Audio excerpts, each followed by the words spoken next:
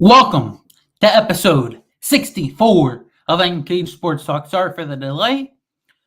In this episode, we are going to talk about the World Series. Los Angeles versus New York. West Coast versus East Coast. Shohei Ohtani versus Aaron Judge. Juan Soto, Mookie Betts, Freddie Freeman, Giancarlo Stanton, Garrett Cole, Yamamoto, Walker Buehler, Clayton Kershaw, Teoscar Hernandez, Alex Verdugo, Anthony Volpe. This is going to be a fun series. And later in this episode, we're going to go through the usual Luke's list and Luke's locks. Though, let's get into business. We are here. The World Series is finally here tonight. Game 1, the greatest of all time, takes center stage. The greatest of all time. I'm not talking about the Yankees as a franchise. The greatest player of all time takes center stage with a chance to go in his first ever World Series. Shohei Ohtani, I hate to break it to people. If you disagree, you can argue with a wall. Shohei Ohtani is the greatest player of all time, and he takes center stage in the World Series. This is going to be one of the most watched World Series of all time, just because of Shohei Ohtani. I had a friend say Barry Bonds was better than Shohei Ohtani. No, he's not. Barry Bonds can hit home runs. He can hit for average, but he wasn't stealing bases. He wasn't fielding as well. He wasn't pitching like Shohei can. Shohei Ohtani is the greatest player of all time in baseball. He can hit for average. He can hit home runs. He can field. He can run the bases. He can pitch. He's the greatest player of all time, and it's not close. And he takes center stage in the World Series tonight. With that said, though, there's only so much one player can do. I think the Yankees get a better team overall. I think the Yankees win this series. I think the Yankees win the World Series in 6 games. I think Juan Soto has a big series. I think World Series MVP, though, he's due. As bad as he's been in the playoffs, I think he's due. Aaron Judge is going to be your World Series MVP. You can book it now. He's my pick for World Series MVP. Yankees win it all. Yankees win their 28th World Series, their first since 2015. It's going to be a very, very exciting World Series, though. I'm excited. I'm going to be tuned in for the most part throughout the entire series. I don't want to root for either of these teams, but I think I'm going to be rooting for the Dodgers because of Shohei. I like seeing greatness. When people hated the Patriots, I didn't hate the Patriots. I always respected the Patriots. Because we might never see a player this talented again. We might never see a player this talented again. Also, while on the topic of greatness, how about LeBron playing with someone he created? How about LeBron playing with someone he created? Now let that marinate. Let it marinate. Has it marinated yet? Let it marinate some more. He played. I know it was 3 minutes and it was manufactured. It wasn't the Griffey Jr. thing. But let it marinate. LeBron is playing with someone he created. All right, that might be enough time that it's marinated. He's literally playing with someone that he made. He got to play with his son. And he could play another 3 years. I saw someone say he might play until Bryce is in the league. But that's insane. LeBron is playing with his son. LeBron James is playing with Bronny James. LeBron's been in the league since I was 3 years old. Now I'm 24 and his son's in the league. And he's still in the league, by the way. LeBron's still in the league, by the way. And I'm 24. He's been in the league 21 years. 21 years he's been playing basketball. Just let that sink in. That is greatness. I'm not going to get into the LeBron Jordan thing. I think that's overplayed. I think LeBron's the most talented player ever. But I think Jordan has the greatness. He has the accolades. But not going to get into that. Maybe that'll be for an episode when NFL season ends. We're going to get in to my NFL power rankings. It is a little outdated, like after the Vikings game and Rams game. This was set before the game Thursday night. Vikings are going to drop, especially since they lost Christian Darrisaw, their starting left tackle. And I do have Luke Sox in there. One of them was in the game, was from the game Thursday night. I will reveal that. Without further ado, though, let's get in to Luke's list. Luke's list is brought to you by Sheridan Nissan. Go to Sheridan Nissan, where my friend Dane the Man Stanley will hook you up with a new car. Just let them know Luke Zaranka and Uncaged Sports Talk sent you. For Luke's list this week, the Buccaneers dropped 13 spots to 20th in my power rankings. I think losing Mike Evans to week 11 and losing Chris Godwin for the season is going to be a killer. Their run game has been solid, not great. This year, Bucky Irving and Rachaad White had a good game against the Ravens on Monday night, but they dropped 13 spots. Losing Godwin is going to kill them.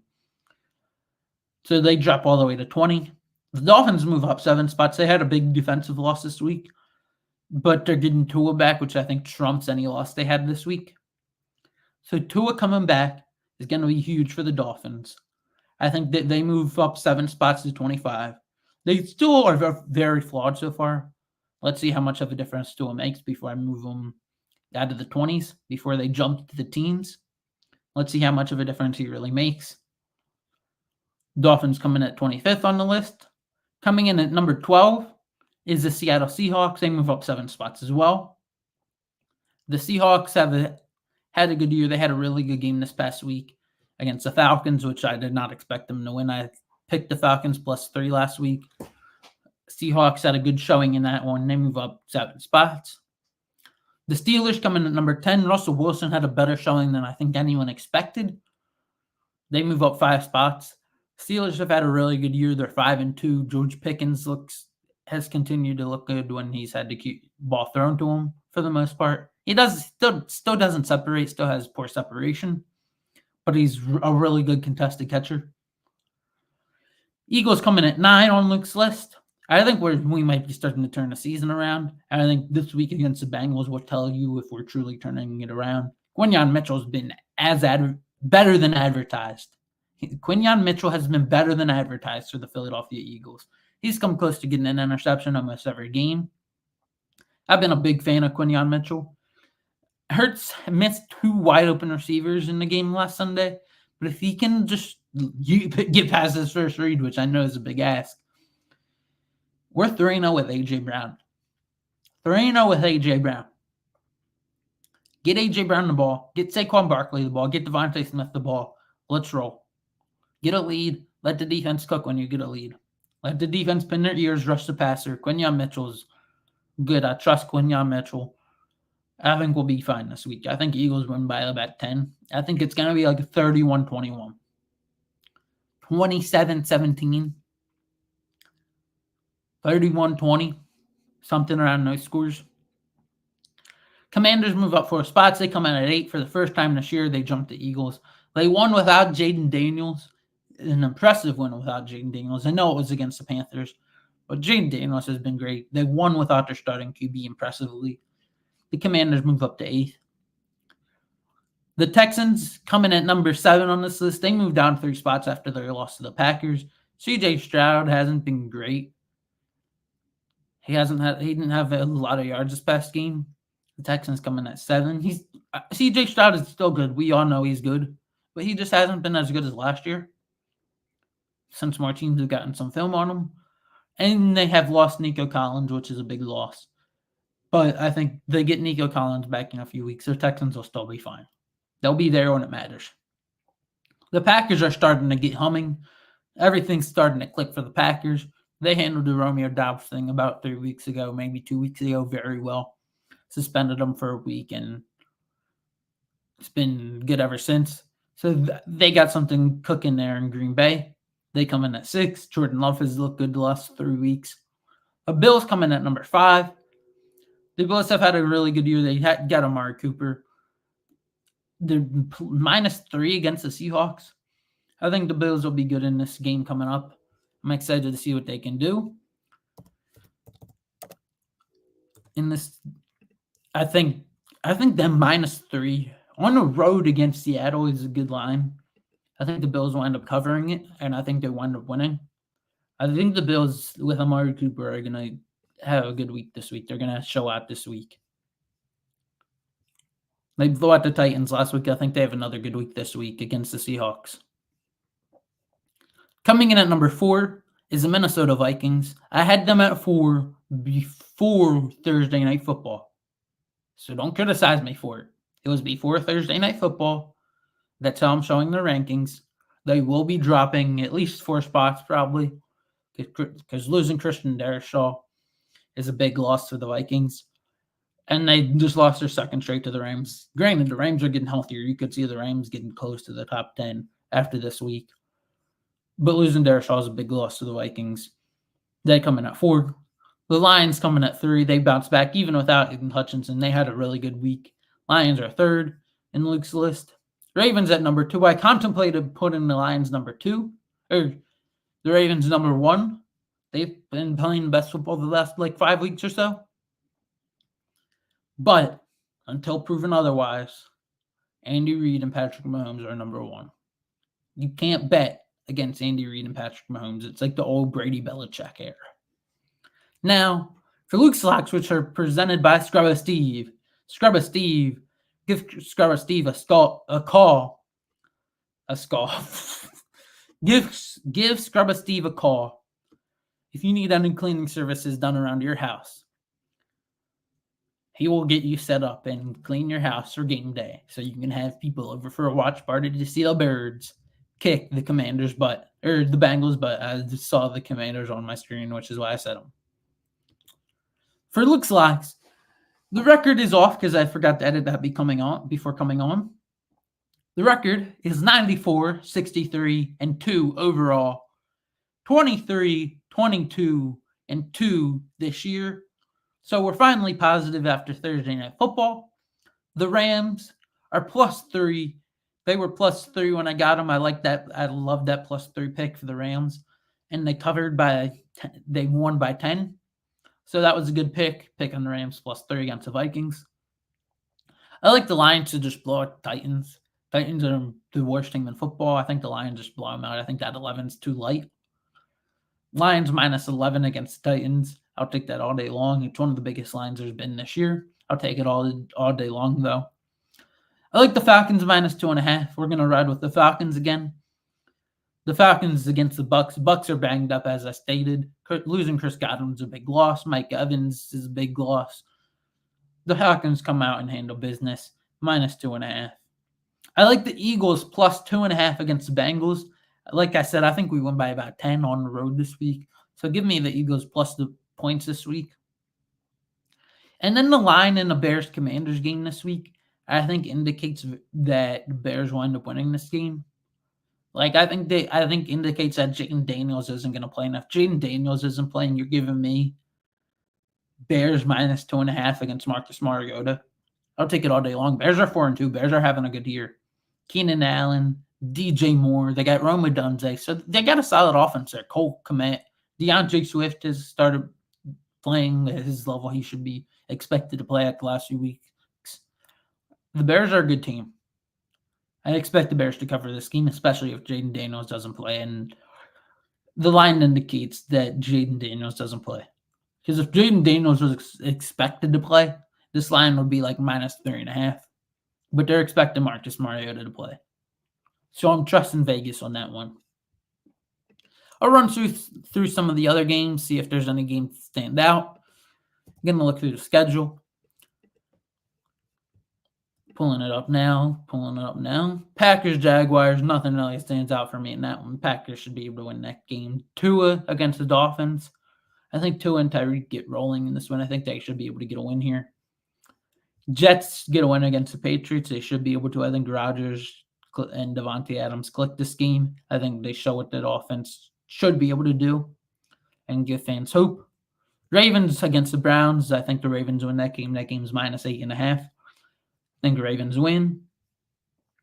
I already went over the Eagles game, Colts-Texans. I think the Texans win that game. Anthony Richardson has not been good. I think if you're the Colts, you almost consider putting in Joe Flacco.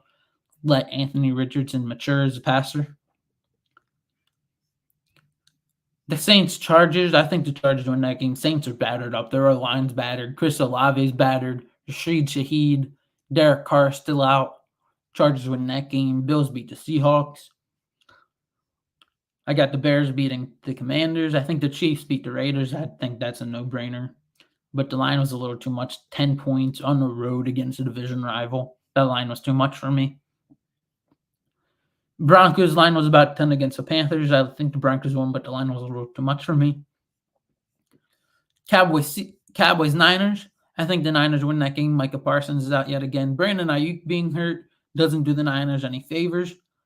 But I expect the Niners to come through and win this game. They haven't been great this year, which I love as an Eagles fan. This is my hate watch. I hope both teams look bad in the game. No injuries, but I hope both teams look bad in the game. Christian McCaffrey should be back in a few weeks. I think they're going to rush McCaffrey back soon. They're going to try to get him back soon to get that offense rolling because that offense is not the same without Christian McCaffrey. And then the Giants-Steelers game. I think that's an interesting one. The line 6.5. I could go either way. The line to me indicates Steelers because you're getting the 6.5 part. You're getting the 7. You're getting 8. But I could see the Steelers winning by 6. I think the Steelers win the game for sure. I'm actually picking the Giants to cover. I think Malik Neighbors has a good day. TJ Watt's going to blow up that Giants O-line. But I think Malik Neighbors has a good day against the Steelers. I think the Giants lose by exactly 6. I think this is a game where the book gets it within a half point. Going to be an exciting week of football. And we got the World Series starting tonight. That'll do it, though, for this episode of Uncaged Sports Talk. Thank you for tuning in. Remember to like, comment, and subscribe on all of our platforms. It is greatly appreciated. Tune in next week for episode 65 of Uncaged Sports Talk.